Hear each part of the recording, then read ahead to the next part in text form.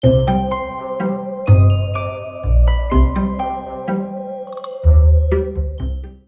guys, welcome back. If you chose to watch this, you already know that we'll be making the clicker from the video game and HBO series The Last of Us.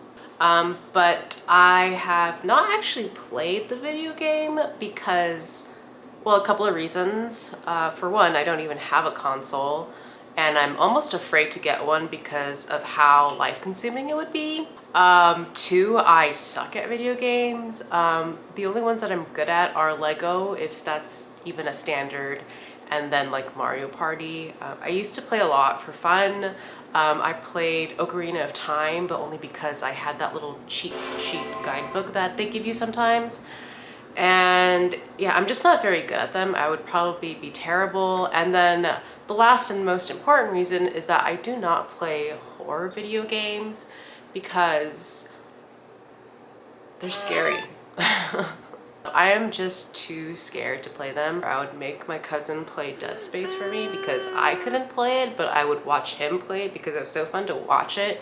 But to actually play it means that I have to like walk into dark hallways and not know what's in the box and whatnot. And that just used to freak me out. But I just didn't have the guts to do it myself. I could watch as much as I want. I would go through, you know, like a haunted maze or Halloween Horror Nights all day, you know, back-to-back mazes without an issue. But actually doing one of those horror video games just gives me anxiety thinking about it. I have an Oculus. I would never play even a zombie game because it freaks me out too much. And yes, I am a wuss. Anyways, that's why the first time I ever even saw a clicker was from watching the HBO show. But it's amazing so far. And 3 was absolutely devastating. I mean, if you weren't affected by that episode, you probably are infected.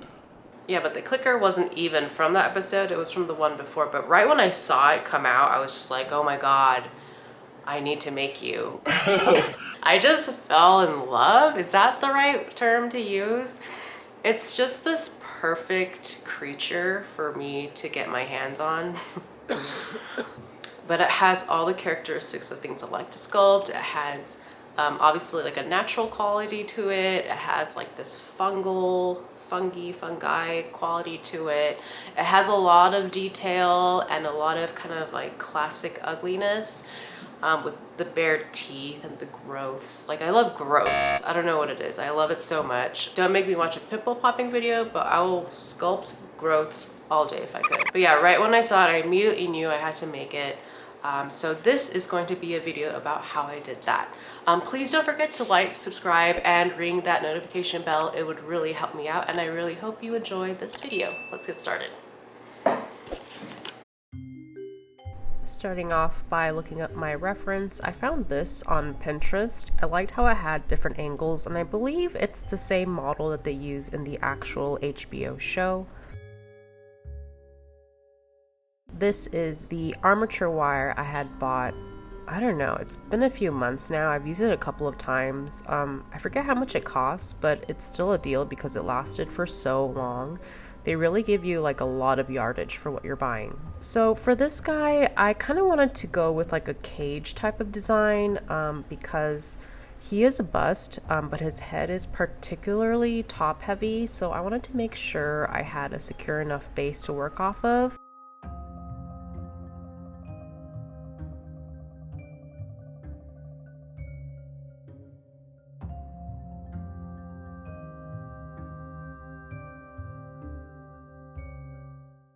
Next up was making my materials. I used a sculpting specific Rice Krispie treat recipe. I believe in the last sculpture I made like a delicious buttery version that people usually eat, and that just did not hold up well. So I made sure to look up a sculpting specific recipe, and it held up a lot better, although not as delicious because it didn't have that butter, obviously.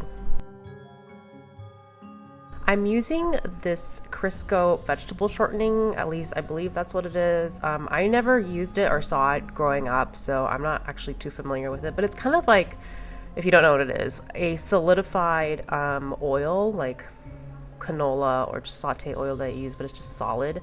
And I keep it in my freezer because the only time I use it is when I'm sculpting with Rice Krispie treats. As you saw, I rub it in my hands and it makes my hands not stick to any of the marshmallowy goodness.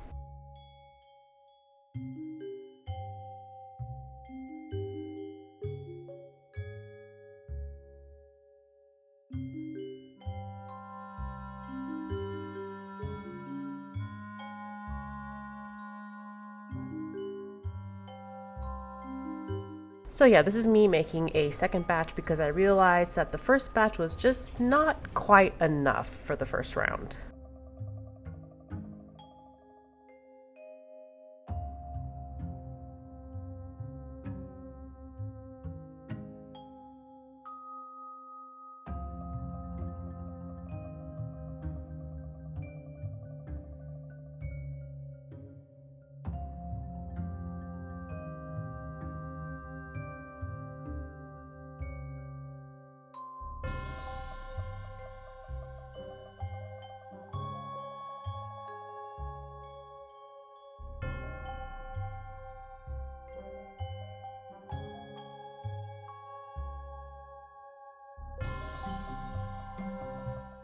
You can see the shape of the head isn't typical. It kind of looks like a head of cauliflower, to be honest, but it lends itself better for the sculpt.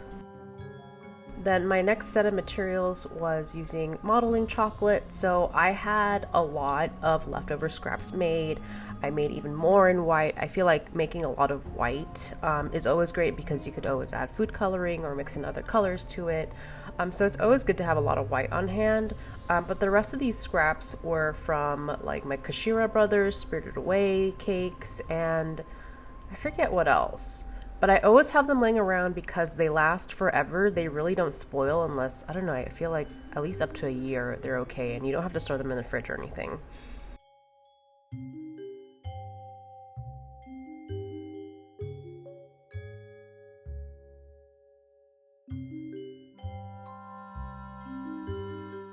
So that green was used for like the skin, and then I'm also making some kind of like coral reddish tint for the details on his fins. Or I don't know if I should call it fins. I guess petals would be more accurate. But yeah, there was a lot of modeling chocolate color mixing going on. My hands and fingers were so tired after this, but I really wanted to make sure that I got a really good color. It's a tiring process, but well worth it in my opinion. I ended up having a lot extra, but again, I could just use that again for a future cake project.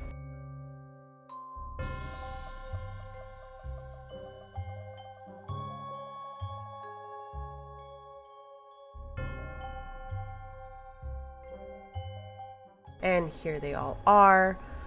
My first step in laying down the chocolate was actually reinforcing parts that I didn't think would hold up strong enough. So especially around his neck, because he has such like a heavy crown of petals, I wanted to make sure that his head wouldn't collapse on his pretty narrow neck.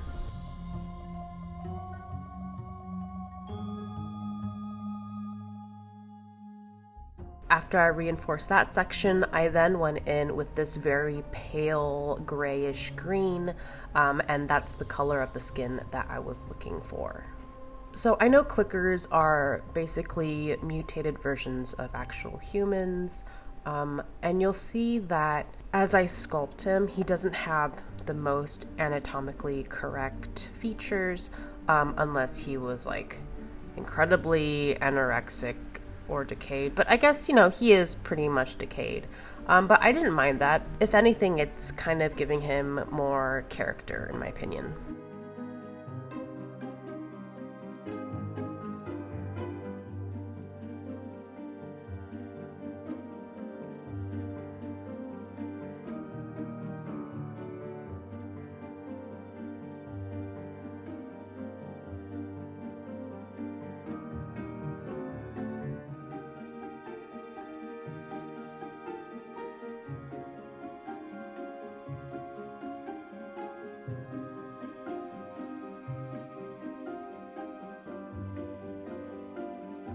You'll see that the coloring on the inside of his face is darker, and that's because I wanted to make that the inside of his mouth, and that's when I also began to lay down his gums. I skipped a little bit ahead, but here he is with his lips and gums already sculpted on. It looked really funny at this point, but I just have to keep reassuring myself that sculpting, at least for me, is a very step-by-step process. It's a lot of layering on top of each other, and at least I thought it was pretty amusing at this point.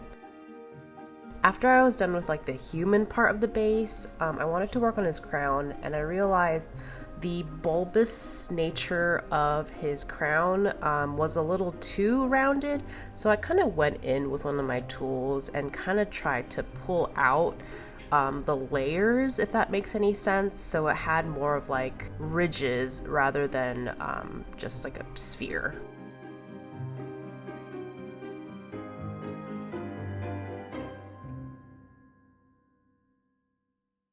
And then came laying down the initial petal. I didn't have like a black and white plan step by step that I was going off of. If you've seen my other videos, you know I tend to wing it. I don't know why I keep doing that, but maybe it's because it's more fun that way, honestly. So I was just roughly laying down the petals at this point. Maybe it's more accurate to call them frills. Anyways, so once I start to get a better idea of how I want it to look, how I want for it to be constructed, and making sure that they are stable enough, then I can resume with the rest of the crown.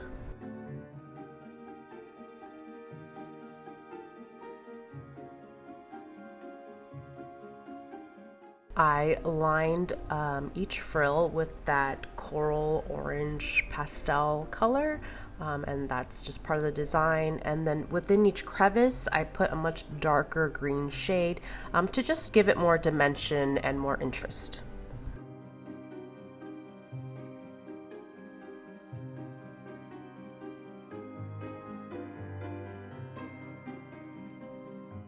As you can see, I have jumped ahead and sculpted a lot of the frills out, and I'm repeating the same process where I lay down the base of it, I then put on the coral detail on the edges, I make these line strokes to kind of give it a more natural look and texture. At least I'm totally basing it off of the sculpt that they made for the show. But it does give a more mushroomy look to the figure. And then of course lining the insides, like the very narrow crevices, with that darker green for dimension.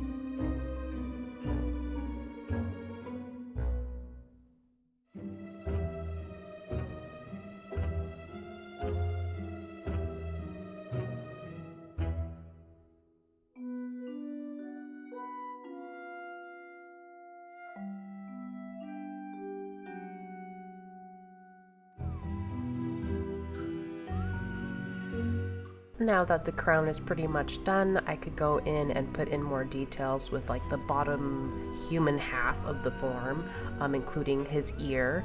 And this is when I realized I'm pretty bad at sculpting ears. They're very tricky to make, and I probably just need more practice, but it took a lot longer than it needed to, and it just came out okay in my opinion.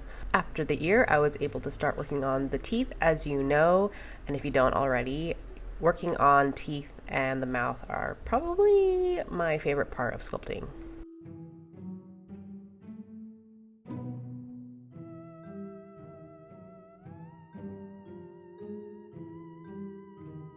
So I had laid his gums down pretty low and set the teeth on top. I then had to go in after with kind of this like carving tool to carve out the gums that you could still see behind and underneath the teeth.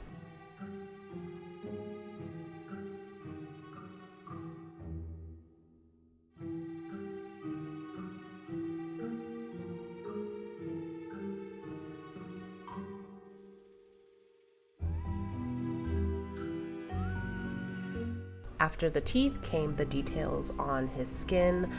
He has these shelf mushroom-like growths on his face. I forget what they're called, but I'll insert a picture of them right now so you can see what I'm referencing, or at least what the original artists were referencing.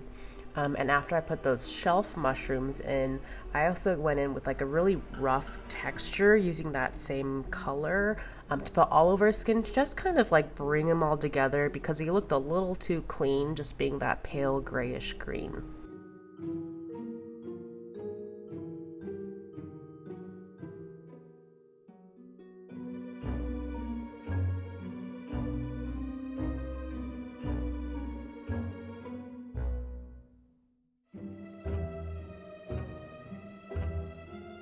And final, and the other favorite step of mine was painting him. Again, I'm using kind of diluted food coloring. I have some really cheap food coloring on hand, not my expensive gel ones, and they work just as fine, especially because I'm trying to go for this like dirty, natural look, like he's been abandoned for a long time, and I think it came out really nice. I made sure to use like a mixture of browns and yellows and reds just so that they complement the colors that he already has.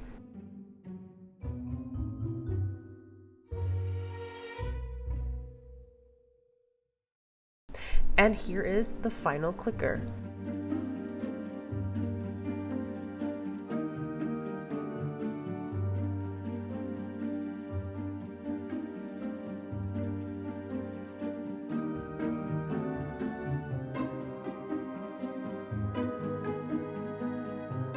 I did film an outro. Unfortunately, the footage came out really blurry, but I just want to say I had so much fun making this. This is probably the most favorite project I've ever made, and I'm pretty proud of it, honestly. I hope you enjoyed watching me make this clicker. Please don't forget to like and subscribe, and I'll see you guys next time. Bye.